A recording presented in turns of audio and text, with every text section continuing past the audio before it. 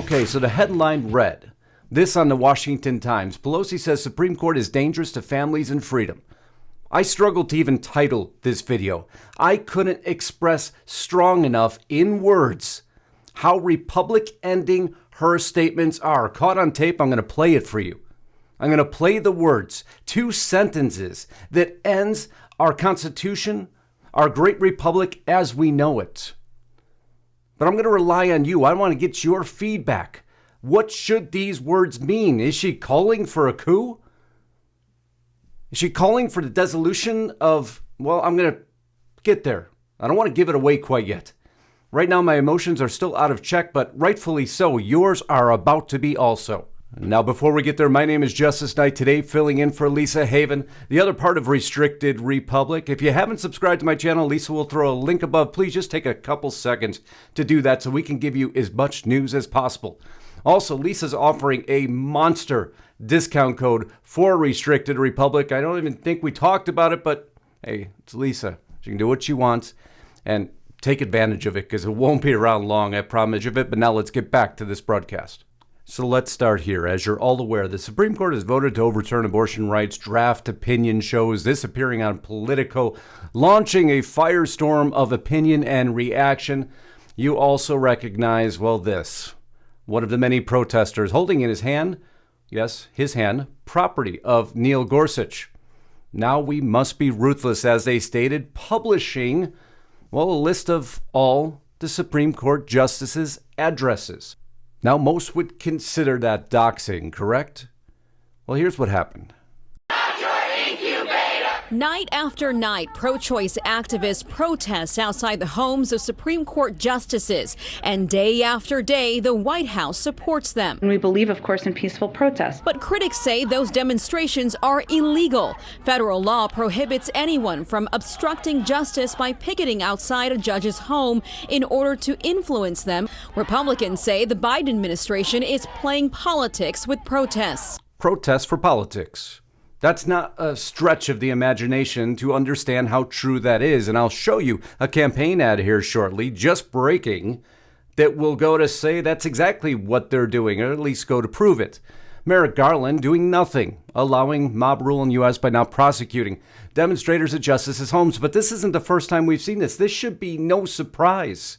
But the White House wasn't done yet. State, intimidation and threats against people seeking legal reproductive health care against our capital and American democracy also warrant some outrage. You heard her.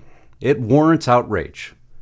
These statements are dangerous to the very sanctity of our great republic, but it's not sanctity that they have been seeking. It's not sanctity that they've been promoting, and it's by their words alone. This has devastating impacts beyond even the audio recording we're about to play. The impacts as such, Clarence Thomas says tremendously bad abortion draft leak changed the Supreme Court forever. The very balance of power has now been shattered. When you lose that trust, especially in the institutions that I'm in, it changes the institution fundamentally. You begin to look over your shoulder. It's like kind of an infidelity that you can't explain it, but you can't undo it. Thomas added, now the trust or that belief is gone forever. Those words should resonate with each and every Constitution, freedom-loving American out there. But they push harder because it appears they have an advocate they believe. That advocate being Nancy Pelosi. You see here from Ruth Sent Us, that initial photo I showed you, save abortion, Nancy, investigate the corrupt justices. And you see their picture of those justices below, doxing them, publishing their public addresses, and the protests ensue. Nancy Pelosi, and why did they think this? Nancy Pelosi praises Supreme Court protesters. It's righteous anger, she stated. House Speaker Nancy Pelosi on Monday commended those who channeled their righteous anger over the Supreme Court leaked draft decision that would strike down Roe v. Wade by organizing and marching. While we have seen and heard extraordinary anguish in our communities, we have been moved by how so many have channeled their righteous anger into meaningful action. Planning to march and mobilize to make their voices heard, Pelosi wrote in a letter that was addressed to a Democratic colleague and shared on her website. Well, there's about to be a whole lot more shared here in this statement. the words that shouldn't be spoken because of what it will incite. Leading to that question is she attempting to launch a coup? Or simply just shred up the Constitution and the Great Republic of America? I'm going to let you decide. Put your comments below, and then we'll finish off this broadcast. But it isn't, let's not take our eye off the ball. The ball is this court, which is dangerous to the freedoms of our country. Beware in terms of marriage equality. Beware in terms of other aspects. The fact is, this is a dangerous court to families, to freedom in our country.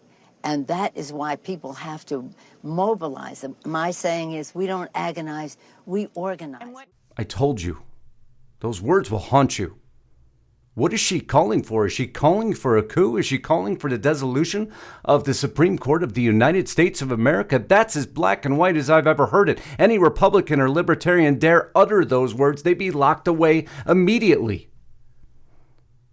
She also stated within that interview, who would have ever suspected a creature like Donald Trump would become president of the United States, waving a list of judges that he would appoint, therefore getting the support of the far right, and appointing those anti-freedom justices to the court. What happened to the balance of power, Nancy?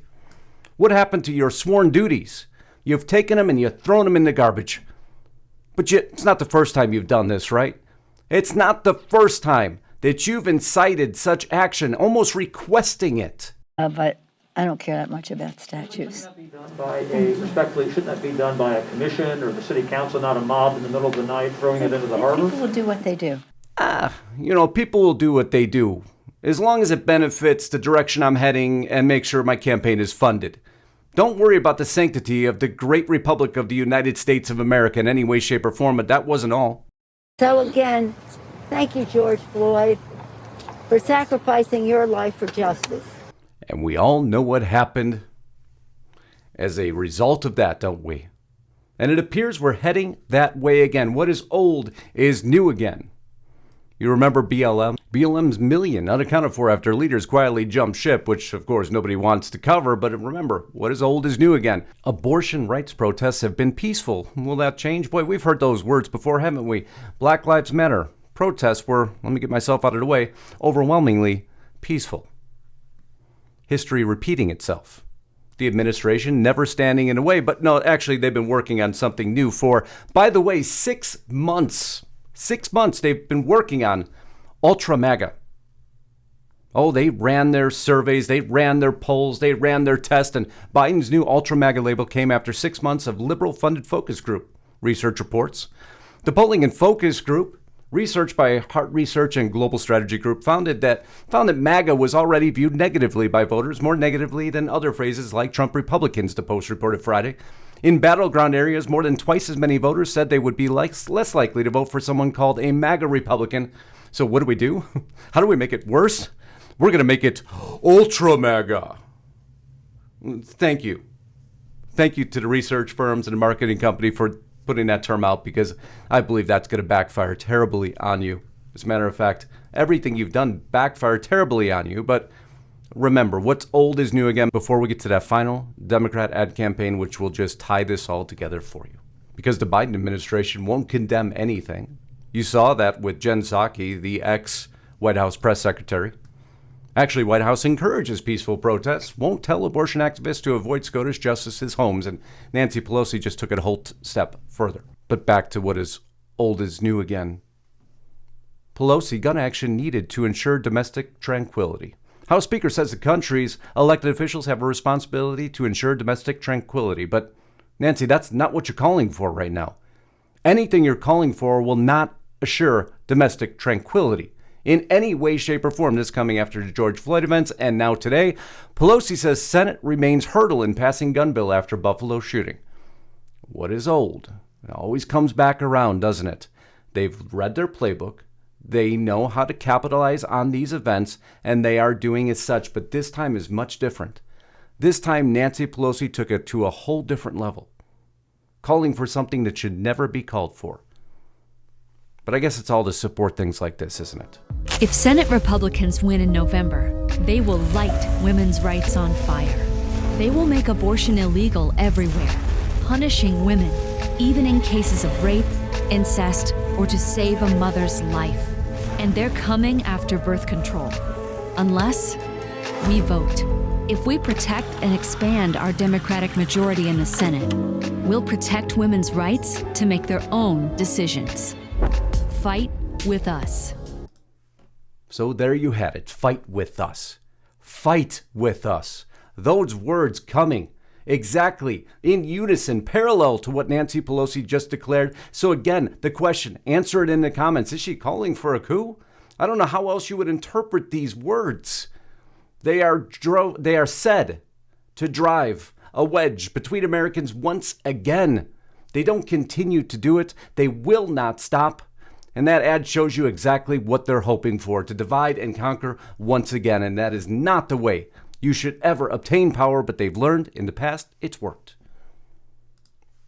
Now, before I conclude, Lisa asked me to give a shout out to her sponsor. Go to healthwithlisa.com, an amazing product by BioTrust. Get up to 51% off today. This sits in our office. It sits in our kitchen. Have you been to healthwithlisa.com? If not, get there today. She can't thank you enough for doing that, a long-term sponsor of Lisa. And we can't thank you enough for all the support you've given us. Again, my name is Justice Knight, filling in for Lisa Haven today. And man, this one's tough. I need to go take the family out to breakfast. We need to go relax and take a deep breath, because this ongoing onslaught is not stopping. It's picking up pace, and you're watching events right now that have happened before. They're happening again just before the midterms. Of course, all these words coming out, these actions happening. Man, where are they pushing towards, huh? Well, I look forward to seeing that in your comments. Most importantly, we love you all. Can't thank you enough for being here, for supporting us, helping to share the video. And Godspeed and God bless. Until next time, Justice Knight, signing out.